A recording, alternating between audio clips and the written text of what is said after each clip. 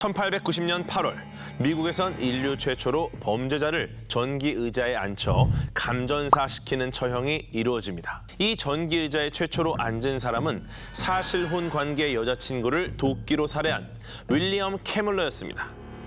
처음이니까 취재인도 오고 목격자들이 꽤 있었는데요. 1000볼트의 전기를 17초간 흘려 보냈는데도 캐멀러가 숨을 쉬고 있어서 전압을 2000볼트로 높입니다. 결국 윌리엄 캐멀러는 엄청난 고통 속에서 사망하게 됐죠. 지독한 악취와 눈 뜨고 보기 힘든 광경이 목격자들에게 충격을 줬는데요. 이 전기 의자 뒤에는 우리가 영웅으로 알고 있는 한 발명가의 계략이 숨어 있었습니다. 이 전기 의자로 경쟁사가 만든 전기가 위험하다는 걸 보여주려고 한 거였죠. 위인전에 항상 빠지지 않고 등장하는 이 사람. 전구를 만든 발명왕으로 유명한 이 사람. 오늘의 첫 번째 주인공, 토머스 에디슨입니다. 존경하는 과학자가 누구냐 질문하면 에디슨이라고 하는 학생들도 있어요. 근데 사실 에디슨은 과학자라기보다는 사업가에 가깝습니다. 그것도 아주 냉혹한 사업가였죠. 미국의 대기업 제네럴 일렉트릭의 모태가 된 회사를 설립했고요. 사업을 성공시키기 위해 수단과 방법을 가리지 않는 사람이었습니다. 사형용 전기 의자에 경쟁사 웨스팅하우스가 만든 전기를 쓰자고 주장한 것도 에디슨이었죠. 여러분은 잘 모르시겠지만 할리우드가 탄생한 것도 에디슨의 사업 욕심 때문이었습니다. 에디슨은 최초로 영화 장비, 영화가 아니라 영화 장비를 만들어서 미국의 영화 산업을 선도한 사람이에요. 1888년 자신의 조수와 함께 키네토그래프라는 영화 촬영 장치를 최초로 만들었는데요. 영화보다는 활동 사진에 가까운 걸 만들 수 있었어요. 또 에디슨은 관람객 혼자서 영화를 들여다보는 키네토스코프라는 장치도 만들었습니다. 이걸로 대박을 터뜨렸고 최초의 영화 촬영 스튜디오까지 만들었죠. 그러다 보니까 에디슨은 영화 촬영, 상영 기술에 대한 특허들을 갖고 있었는데요. 1908년에는 MPPC라는 회사를 만들어서 이 기술에 대한 특허 수수료를 받았습니다. 문제는 MPPC에서 영화 제작, 배급, 상영을 독점했다는 건데요. 마피아들까지 연루될 정도로 심각했어요. 결국 에디슨의 횡포를 견디지 못한 영화 제작자들이 에디슨이 있는 미국 동부를 떠나서 멀리 서부로 도망가는데요. 그 도피처가 바로 로스앤젤레스, 지금의 할리우드가 있는 곳입니다. 그렇게 할리우드가 점점 영화 산업의 중심지가 된 거죠. 발명가인 줄로만 알았던 에디슨이 어쩌다 무자비한 사업가가 됐는지 그의 인생을 한번 알아보겠습니다. 1847년 미국에서 태어난 에디슨. 태어날 때부터 머리가 남들보다 컸습니다. 머리가 커서 공부도 잘했을 것 같지만 에디슨은 수업에 적응을 못했습니다. 3개월 만에 초등학교를 중퇴할 수밖에 없었어요. 그래서 쭉 홈스쿨링을 받았는데 다행히 엄마가 전직 선생님이셨습니다. 하지만 집안 형편이 안 좋아지면서 에디슨은 어린 나이에 생업 전선에 뛰어들게 됩니다. 12살에 기차에서 신문을 파는 일을 시작했어요. 왕복 8시간이 걸리는 노선이었는데요. 에디슨은 정차하는 역에서 농산물을 팔기도 했습니다. 저렴한 지역에서 산 농산물을 다른 지역에서 팔았던 거예요. 이게 잘 되니까 자기보다 어린이들까지 고용해서 사업을 벌입니다. 지금은 애가 애를 고용해서 돈을 버는 이 모든 과정이 황당하지만 옛날이니까 가능했던 거죠. 그렇게 지내던 어느 날, 어느 기차 역장님 아들이 기차에 치일 뻔했는데요. 그걸 에디슨이 보고 아들을 구해줍니다. 너무 고마웠던 역장님은 에디슨에게 모스 부호도 알려주고 전신 교환원으로 키워줍니다. 모스 부호 아시죠? 모스 전신은 인류 최초로 실시간 장거리 통신을 할 수 있게 해준 기술이었는데요. 본투비 사업가인 에디슨이 관심을 가졌던 건 당연했겠죠. 이때의 경험은 에디슨 인생의 큰 밑거름이 됩니다. 자신의 특기였던 전신 기술을 활용한 기계를 만들었는데 이게 대박이 났거든요. 이게 뭐냐면 주식 시세를 표시해주는 스톡 티커라는 장치입니다. 처음 만든 게 아니고 기존에 있던 걸 개량한 건데요. 뉴욕 증권거래소에서 오는 주식 시세 정보를 문자로 프린트해주는 기계였습니다. 금융시장에서는 정보의 속도가 돈이 되잖아요.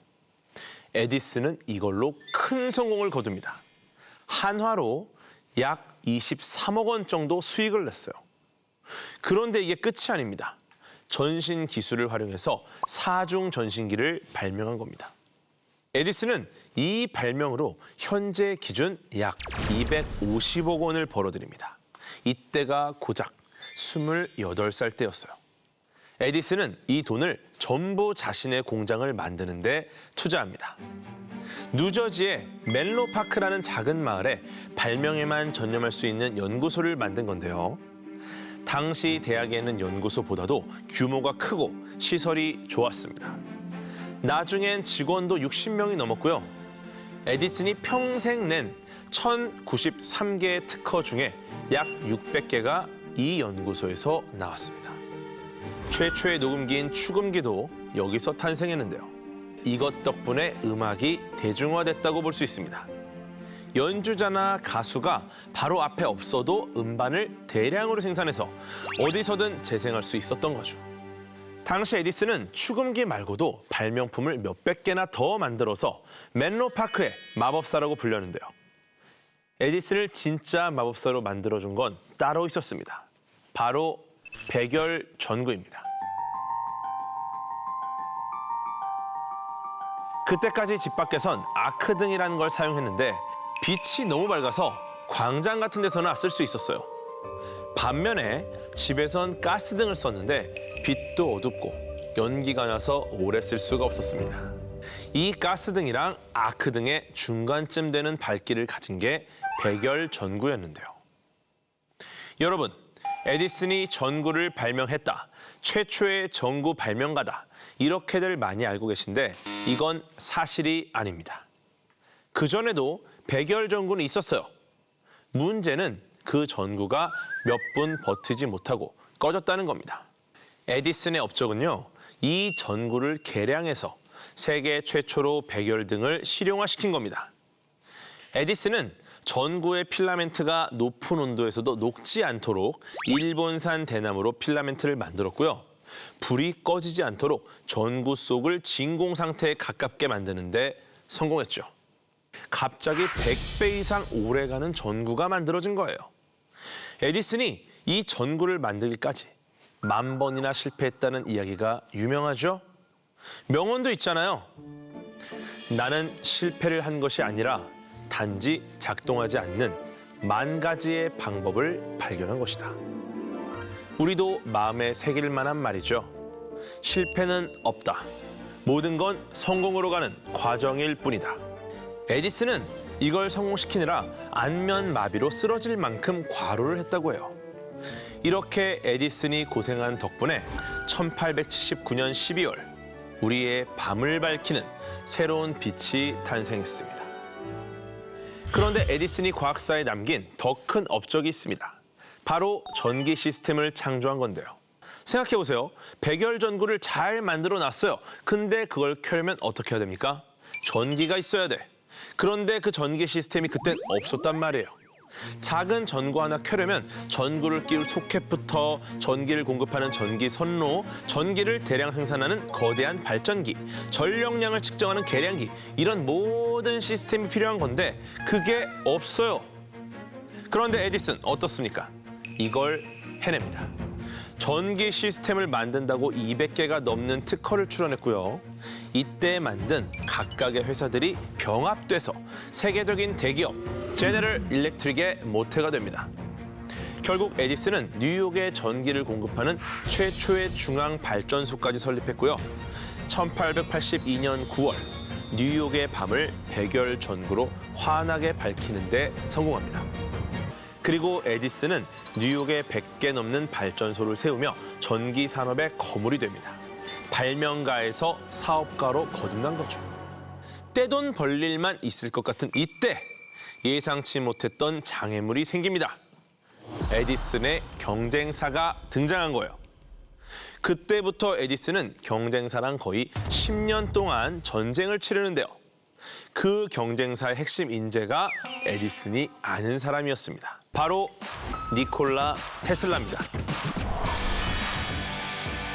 테슬라, 전기차 브랜드 이름으로 많이 알고 계시죠? 이 회사명이 전기공학자이자 과학자였던 오늘의 주인공 니콜라 테슬라의 이름을 딴 겁니다. 모든 전기차에 니콜라 테슬라가 만든 기술이 들어가 있어서 그렇게 지은 거예요. 테슬라는 에디슨이 질투했을 정도로 뛰어난 과학자였습니다. 테슬라를 두고 미국, 크로아티아, 세르비아가 서로 우리나라의 발명왕이다 라고 주장할 정도였는데요. 테슬라는 세르비아인인데 현재 크로아티아가 된 지역에서 태어났고요. 나중에 미국으로 이민을 갔거든요. 테슬라는 에디슨보다 8살 어렸는데요. 많은 천재들처럼 어릴 때부터 남달랐습니다. 5살 때부터 발명을 했고요. 8개 국어를 할 수 있을 정도로 머리가 좋았습니다. 그냥 태어날 때부터 똑똑했다고 보시면 돼요. 그런데 오스트리아에 있는 그라츠 공과대학에 다녔는데 졸업은 못했습니다.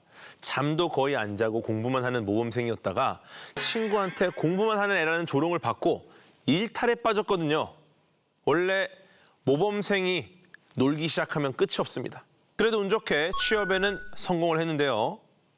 바로 파리에 있던 에디슨 전기회사에 취업을 한 겁니다. 테슬라는 이 회사에서 눈에 띄게 실적이 좋은 신입사원이었습니다. 독일의 한 철도역에 에디슨 회사 조명을 설치 중이었어요. 그런데 이 조명에 문제가 생겨서 철도역 벽이 불에 타버린 거예요. 여기에 테슬라가 파견을 가서 시스템을 싹 다 개선해서 해결한 겁니다. 아니, 몇 년 차 되지도 않았는데 실력이 너무 뛰어나잖아요. 그렇게 테슬라는 에디슨이 있는 뉴욕 본사로 가게 됩니다. 에디슨과 테슬라의 만남, 어떤 대단한 일이 벌어질 것 같지만 그렇지 않았습니다. 사실 둘은 전기 시스템에 대한 생각도 많이 달랐거든요. 에디슨은 직류파, 테슬라는 교류파였습니다. 그러다 보니 에디슨 회사의 전력 시스템도 당연히 직류였겠죠. 직류는 전류의 흐름을 예측할 수 있고 안정적이라는 장점이 있습니다. 그런데 치명적인 단점은 장거리 전송에 취약하다는 거예요. 낮은 전압으로 전력을 멀리 보내면 손실되는 전력이 컸어요. 그러니까 뉴욕 전체에 전기를 공급하려면 여기저기 사방에 발전기를 설치해야 했습니다. 왜냐? 멀리까지 보낼 수가 없으니까. 테슬라는 이런 직류 시스템의 한계를 잘 알고 있었습니다. 그래서 직류를 교류 시스템으로 바꾸자고 에디슨에게 제안합니다. 왜냐하면 교류는 변압이 쉬워요. 그래서 높은 전압으로 장거리까지 전기를 쫙 보내고 집에 도착하기 전에 전압을 낮춰서 사용하면 됐거든요. 요즘 대부분의 전력망은 이렇게 교류 기반입니다. 근데 에디슨은 이걸 받아들이지 않습니다. 그리고 테슬라한테 직류 발전기의 성능을 개선하는 일을 시켰습니다. 테슬라가 이걸 할까요? 아니, 내 말을 안 들어주고 또 다른 일을 시키는 거예요. 그런데 네, 합니다. 왜냐? 성공하면 인센티브로 15억 정도를 주겠다고 제안했거든요. 테슬라는 밤낮을 매달려서 이걸 뜯어 고쳐서 발전기를 훨씬 효율적으로 만드는 데 성공합니다. 그런데 여기서 너무 열받는 일이 생겨요. 회사가 인센티브를 안 준 거예요. 거기다 회사에서 뭐라고 했냐면 테슬라 씨는 미국식 유머를 이해하지 못하는군요. 그건 농담입니다. 이래버립니다. 기가 막히죠? 그런데 열받을 일이 또 생깁니다. 아까 에디슨이 백열전구 개량하기 전에 가정에선 가스등을 쓰고 거리에선 아크등을 썼다고 말씀드렸잖아요. 에디슨은 아크등 사업에도 진출하려고 했는데요. 테슬라가 거기에 투입이 됩니다. 에디슨 전구는 주로 실내에 쓰였으니까 야외 조명도 먹으려고 한 거예요. 테슬라는 또 시킨 일을 열심히 합니다. 사실상 거의 혼자 모든 일을 다 하고 에디슨을 도와서 아크등 특허까지 출원을 했어요. 그런데 에디슨이 계산기를 두드려 보니까 이게 남는 장사가 아닐 것 같은 거예요. 그래서 에디슨이 사업에서 손을 떼고 다른 기업에 넘겨버립니다. 테슬라가 힘들게 만든 아크등은 사용되지도 못했어요. 이거 화나요, 안 나요? 결국 상처투성이인 테슬라는 뉴욕 본사에 들어온 지 반년 만에 퇴사를 합니다. 테슬라는 생활고에 빠지게 됩니다. 그래서 전기기사, 조명 수리, 케이블 작업 등 온갖 다양한 일을 하면서 생계를 유지했어요. 하지만 여러분, 전화위복이라는 말이 있죠. 위기는 기회가 된다. 테슬라는 일용직 일을 하면서 알게 된 사람들한테 동업자들을 소개받게 됩니다. 이들과 손을 잡고 테슬라 전기 회사를 설립하죠. 여기서 테슬라는 교류 시스템에 필요한 거의 모든 부품들을 개발하게 됩니다. 교류 발전, 송전, 변압까지 해서 1887년에 무려 7개의 특허를 출원했는데요. 제일 중요한 건 새로운 교류 모터를 발명했다는 거예요. 현재 대부분의 전기 모터가 이걸 사용하고 있습니다. 부지 웨스팅하우스라는 미국 웨스팅하우스 일렉트릭사 창업주가 테슬라의 발명 소식을 들은 거예요. 웨스팅하우스는 전기 사업에서 에디슨보다 후발주자였습니다. 직류로는 에디슨한테 안 될 것 같으니까 교류로 사업을 추진하려고 했는데요. 그래서 테슬라의 특허권을 거액을 주고 사겠다고 제안합니다. 로열티만 한 40억 되는 계약이었어요. 테슬라가 거절할 이유가 없겠죠? 이렇게 두 사람이 손을 잡고 교류 전기 보급에 나섭니다. 드디어 본격적으로 전 직장 상사인 에디슨과의 경쟁이 시작된 거예요. 웨스팅하우스는 1년 만에 에디슨 발전소의 반 이상이나 되는 발전소를 갖게 됩니다. 에디슨은 웨스팅하우스를 눌러버리기로 합니다. 이렇게 에디슨과 웨스팅하우스 간의 전쟁이 시작되죠. 직류와 교류의 전쟁, 바로 전류 전쟁입니다. 야, 이거 뭐 영화로도 나왔죠. 에디슨은 바로 치사한 작전을 씁니다. 교류 시스템은 전압을 너무 높이 올릴 수 있어서 생명에 위험하다는 캠페인을 펼친 건데요. 사실 감전에 대한 위험은 교류나 직류나 마찬가지입니다. 가짜 뉴스, 허위 뉴스를 퍼뜨린 거예요. 그런데 여기서 끝이 아닙니다. 제가 맨 처음에 말씀드렸던 것처럼 에디슨은 사형의 전기의자가 도입될 수 있게 영향력을 행사했어요. 에디슨은 전기의자 자문을 맡았는데요. 여기에 교류 전기를 쓰라고 얘기한 거죠. 그래야 교류의 끔찍함을 홍보할 수 있으니까요. 이렇게 에디슨은 살아있는 생명보다 자신의 직류 왕국을 지키는 게 먼저였던 사람이었습니다. 하지만 웨스팅하우스랑 테슬라도 그냥 당하고만 있진 않았죠. 테슬라가 몇백만 볼트의 전기 불꽃 아래 앉아서 책을 읽고 있는 사진을 공개합니다. 대중들에게 교류가 위험하지 않다는 인식을 심어주기 위한 거였죠. 둘이 크게 한판 붙는 사건이 또 있었는데요. 때는 1893년 미국 시카고에서 열린 만국 박람회에서 벌어진 일입니다. 무려 47개국 2,800만 명이 참여하는 어마어마한 행사였는데요.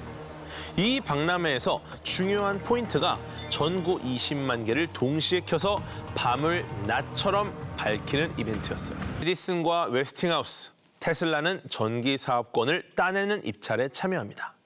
이건 어떤 업체가 더 나은지 보여줄 수 있는 절호의 찬스였거든요. 근데 여기서 문제가 생깁니다. 만국 박람회 직전에 웨스팅하우스 회사가 부도 위기에 처한 거예요. 이대로면 박람회도 물 건너가는 상황인 거죠. 근데 이때 테슬라가 나섭니다. 자기 로열티를 포기하겠다고 한 거예요. 아까 말씀드렸던 40억, 그걸 안 받겠다고 한 겁니다. 일단 회사를 살려야 교류가 전 세계에 보급될 수 있을 거라고 생각해서 자신이 희생하는 결심을 한 거예요. 결국 웨스팅하우스가 에디슨 회사보다 더 낮은 가격을 제시했고 전기 사업권을 따냅니다. 드디어 대망의 만국 박람회 개막날, 미국 대통령이 스위치를 누릅니다. 그러니까 20만 개의 전등에 불이 쫙 켜졌죠. 그걸 본 전 세계인은 감동을 받을 수밖에 없었습니다. 결국 이 박람회를 계기로 교류가 안전하고 효율적이라는 인식이 널리 퍼질 수 있었습니다. 그런데 에디슨, 이대로 끝낼 사람이 아니죠. 나이아가라 수력발전소 프로젝트를 따내려고 에디슨과 웨스팅하우스가 또 붙습니다. 그런데 시카고 만국 박람회 때 워낙 임팩트가 강했어요. 그래서 테슬라와 웨스팅하우스가 결국 발주를 받게 됩니다.